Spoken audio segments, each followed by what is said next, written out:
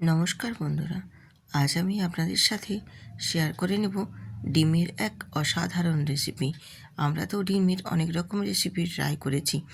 একবার এই আচারি লঙ্কা আর cherry tomato দিয়ে ডিমের এই রেসিপিটা একবার ট্রাই করে দেখুন। এর স্বাদ মুখে লেগে থাকবে, ভুলতে পারবে না, এতটাই সুন্দর হয়।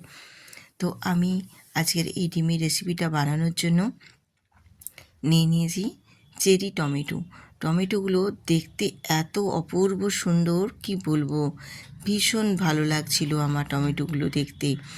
আর এখানে নিয়েছি একটা আচারি লঙ্কা, তোমরা একটা জায়গায় দুটোতেও নিতে পারো। আর নিয়েছি 4টে ডিম। এবারে চলে যাব রান্নাতে। আমি এখানে ডিম 4টে সেদ্ধ বসিয়ে দিয়েছি।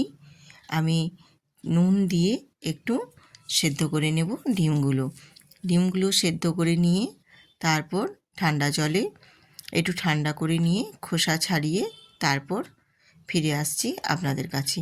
আমি রূপা, ব্লগস উইথ রূপা চ্যানেলে আপনাদের সবাইকে স্বাগত জানাই। আজকের রেসিপি কেমন হয়েছে কমেন্ট করে জানাতে একদম ভুলবেন না। আর ভিডিওটিতে একটি লাইক দিয়ে দেখা শুরু করবেন। তো চলুন রান্নাটা দেরি না করে শুরু করে দিই। আমি এখানে গ্যাস অন করে গ্যাসের মধ্যে একটা কড়াই বসিয়ে তেল দিয়ে দিয়েছি। আর তেলের মধ্যে সামান্য অল্প একটু হলুদ দিয়ে দিয়েছি। দিয়ে তেলটা খুব ভালো করে একটু গরম করে এবারে প্রথমে সবার আগে আমি একটা আলু লম্বা লম্বা করে কেটে নিয়েছিলাম, সেই আলুটাই আমি এখানে একটু ভাজা ভাজা করে নিচ্ছি। তো খুব বেশি ভাজা করব না, জাস্ট একটু হালকা নাড়াচাড়া করে একটু লালচে লালচে ভাব হবে, সেই পর্যায়ে আমি এখানে তুলে নেব।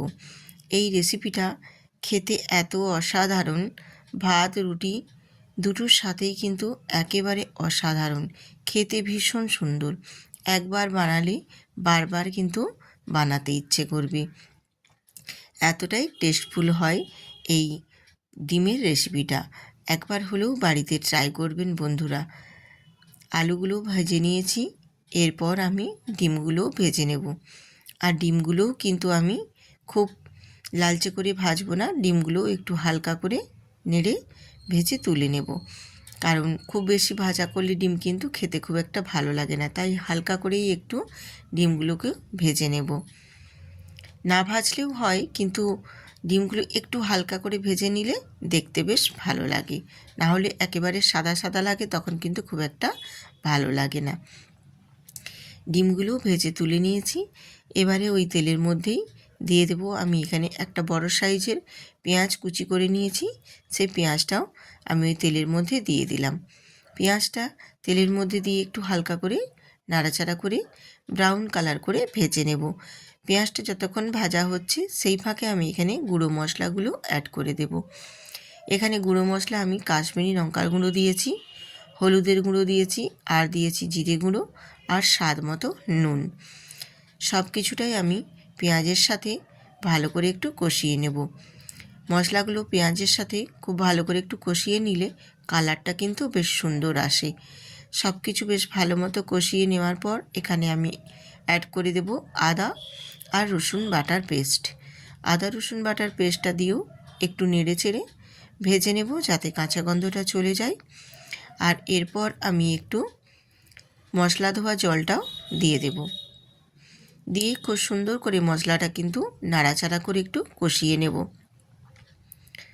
সব কিছুটা বেশ সুন্দর করে কষিয়ে নিলে মশলার যে একটা কাঁচা গন্ধ থাকে, গন্ধটা কিন্তু একেবারেই চলে যাবে।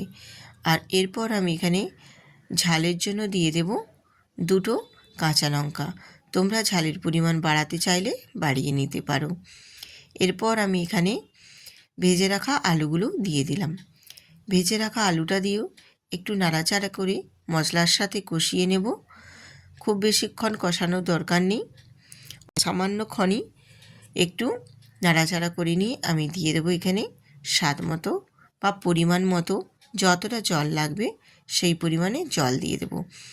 আমার আলুগুলো আগে থেকে ভেজে নেওয়া আছে, তারপর মশলার সাথে আরেকটু নাড়াচাড়া করে নিয়ে আমি জল দিয়ে দিয়েছি। খুব বেশিক্ষণ আর ফোটানোর দরকার হবে না। আলুগুলো মোটামুটি আমার 50% সেদ্ধ হয়ে গেছে, বাকিটা আমি একটু ঢেকে সেদ্ধ করে নেব। আমি ঢেকে দিয়েছিলাম মিনিট 5। তাতে করে আলুটা আমার অনেকটাই সেদ্ধ হয়ে গেছে। এবারে আমি এই পর্যায়ে সেদ্ধ করে রাখা ডিমগুলো দিয়ে দেব।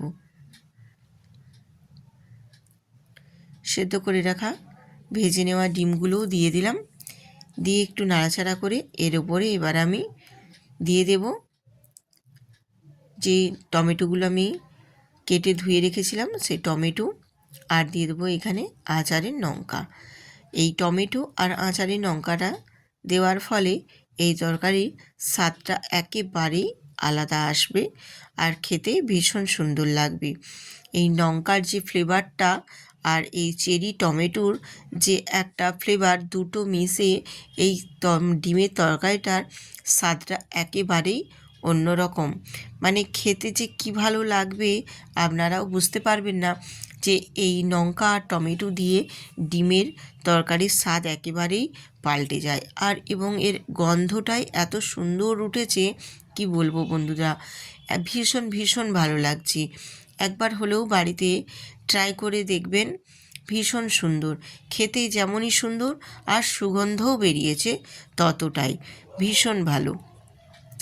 এরপর আমি একটু সবশেষে দিয়ে দেব এখানে গরম মশলার গুঁড়ো দিয়ে দেব। গরম মশলার গুঁড়োটা অল্প একটু সামান্য পরিমাণে দিয়ে একটু নাড়াচাড়া করে নিয়ে এবারে আমি গ্যাসটা অফ করে দেব। আর বেশি নাড়াচাড়া করব না। মোটামুটি আমার আজকের এই ডিমের রেসিপিটা একেবারেই ইউনিক টাইপের পুরো রেডি হয়ে গেছে। এবার আমি গ্যাসটা অফ করে একটা ঢাকনা দিয়ে স্ট্যান্ডিং টাইমের জন্য একটু রেখে দেব। রেখে দিয়ে তারপর আপনাদের দেখিয়ে দেব ফাইনাল লুকটা কতটাই সুন্দর হয়েছে এবং দেখতেও কতটা মিষ্টি হয়েছে। তো আমি তোমাদের ফাইনাল লুকটা দেখিয়ে দিচ্ছি কতটা সুন্দর লাগছে। দেখো বন্ধুরা, আজকের এই ডিমের রেসিপিটা, এই রেসিপিটা গরম ভাতের সাথে সাথে রুটি দিয়ে খেতে কী যে দুর্দান্ত লাগে, মানে অসাধারণ একটা, একেবারে অসাধারণ রেসিপি, যার কোনো তুলনা নেই। ভীষণ ভীষণ ভালো। এই রকম টমেটো আর এই কাঁচারি লঙ্কা দিয়ে তোমরা ডিম কেন, মাছও যদি রান্না করো, এর ফ্লেভারটা পুরো একদম সম্পূর্ণ আলাদা হয় আর টেস্টটা এত সুন্দর হয় যে অসাধারণ। আজকের এই রেসিপি যদি তোমাদের ভালো লেগে থাকে বন্ধুরা, তাহলে ভিডিওটিতে একটি লাইক দিয়ে সুন্দর করে একটা কমেন্ট করে দেবেন। আর যেসব নতুন নতুন বন্ধুরা আজকে আমার ভিডিওটিতে নতুন ভিজিট করেছেন, অবশ্যই চ্যানেলটি সাবস্ক্রাইব করে বেল আইকনটি প্রেস করে দেবে। আবার আসবে